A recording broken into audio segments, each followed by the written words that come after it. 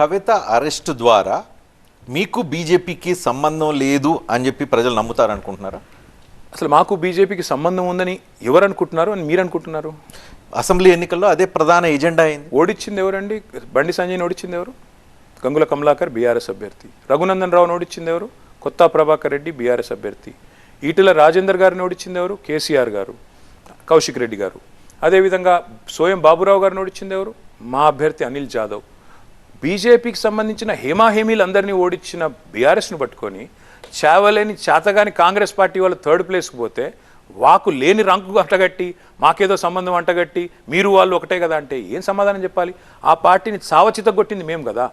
2014లో 18లో 23లో 3 ఎన్నికల్లో కూడా బీజేపీని చావు దెబ్బ కొట్టిందే టీఆర్ఎస్ బీఆర్ఎస్ కాదా?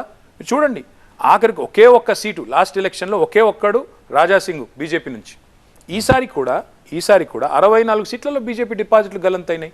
బీజేపీ యొక్క పెద్ద పెద్ద నాయకులందరినీ ఓడించిందే బీఆర్ఎస్ కదా. అట్లాంటప్పుడు మాకు వాళ్లకు లేని సంబంధం అంటగట్టి మీకేదో సంబంధం ఉంది ప్రూవ్ చేసుకోండి అంటే ఇది ఎక్కడ బాధ? కానీ మీరు స్వయంగా కేటీఆర్గా మీరు దానం నాగేందర్తో సంభాషించే సందర్భంలో బీజేపీతో పొత్తు పెట్టుకోవాలని ఆలోచిస్తున్నాం అని చెప్పి చెప్పారని, తద్వారా ఆ విషయం ఆయనకు నచ్చక ఆయన పార్టీ నుంచి బయటకు వెళ్ళమని స్వయంగా నాకే చెప్పాడు, నా ఇంటర్వ్యూలో చెప్పారు. ఆయన చాలా గొప్పవాడు, ఆయన చెప్పిన సత్య హరిశ్చంద్రుడు కజిన్ బ్రదర్ ఆయన కాబట్టి ఆయన్ని కూడా నిజాలే. కానీ ఎక్కడో లేదు కదా, దానం నాగేంద్ర వెళ్ళి పక్కనే కదా. ఒక పని చేయండి, మీరు వెళ్ళి ఇప్పుడు కావాలంటే ఒక కెమెరాని పంపించండి.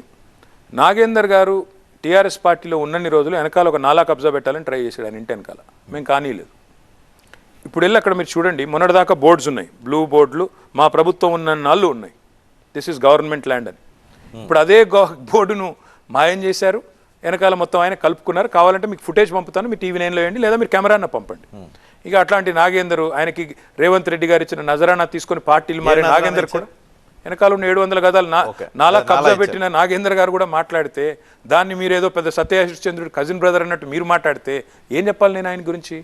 పార్టీ మారే వాళ్ళు ఏదో కారణం ఎత్తుక్కొని ఎందెందో చెప్తా ఉంటారు. దాన్ని అన్ని నిజాలని మీరు అనుకుంటే ఇంకోటి కూడా చెప్తున్నాను నేను, బీజేపీ వాళ్ళకి చాలా చాలా ఆలోచనలు ఉండొచ్చు కాక, కానీ వాళ్లకు ఒకటి మాత్రం ధ్రువబడిన సత్యం, బోధపడిన సత్యం ఏంటంటే తెలంగాణలో కొరుకుడు పడని కొయ్య ఎవరు? కేసీఆర్. కాబట్టి ఏం చేయాలి? బెదిరించాలంటే ఏం చేయాలి? ఆయన కూతురుని తీసుకెళ్లి జైల్లో పెట్టాలి. వాళ్ళ ఉద్దేశం ఏంటి? ఈరోజు దేశంలో ఉంటే మా జేబులో ఉండాలి, లేదా జైల్లో ఉండాలి, అంతే. ఉంటే మా జేబులో ఉండు, వాషింగ్ మెషిన్లో పెడతాం, బయటికి తీసుకొస్తాం, పునీతుడు అంటాం. నేను అడుగుతా ఉన్నా, ఇందులో మా సీఎం రమేష్ గారి ఫోటో కూడా ఉంది. ఏమైంది సీఎం రమేష్ మీద ఈడీ కేసు? ఏమైంది సుజనా చౌదరి మీద కేసు? ఏమైంది హిమంత బిశ్వాస్ శర్మ మీద కేసు? ఎందుకు పోయినాయి? ఎందుకు వాళ్ళ గురించి మాట్లాడరు? నేనేమంటున్నా అంటే బీజేపీ యొక్క ప్రవర్తన దేశంలో ప్రతి ఒక్కరు చూస్తున్నారు. ఇవాళ మా నాయకురాల్ని తీసుకొని జైల్లో పెట్టిన తర్వాత వాళ్ళతో పొత్తేంటి, వాళ్ళ గురించి మాట ఏంటి, వాళ్ళ గురించి అసలు అవగాహన ఏంటి? స్టిల్